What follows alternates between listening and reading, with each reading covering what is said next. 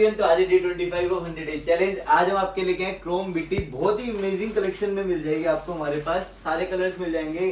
Colours है हमारे पास golden, silver, blue, pink, green, purple, copper, rose gold sorry and multi का packet भी मिल जाएगा, जिसमें सारे कलर्स आपको मिल जाते हैं। अगर आपको भी चाहिए तो बहुत ही अमेजिंग रेट्स में दे रहे हैं। उससे पहले मैं आपको दिखा देता हूँ कि ये क्या क्वालिटी होती है। ये क्रोम बीटी होती है, ये थीम पार्टीज में भी यूज होती है, बलून बुकेज में भी यूज होती है और डेकोरेशन में भी यूज होती है। बहुत सारे लोग इसको यूज कर रहे हैं आजकल।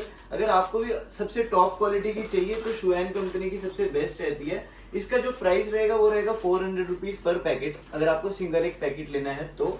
अगर आप लेना चाहते हैं हमसे 10 पैकेट तो हम आपको रेट दे देंगे 350 रुपीज का, और अगर आप हमसे लेने चाहते हैं 50 पैकेट्स तो आपको रेट दे देंगे 325 रुपए का। तो 325 रुपए में आपको मिल जाएंगी 100 बीटी क्रोम क्वालिटी में।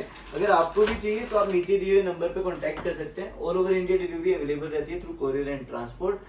Thank you everyone.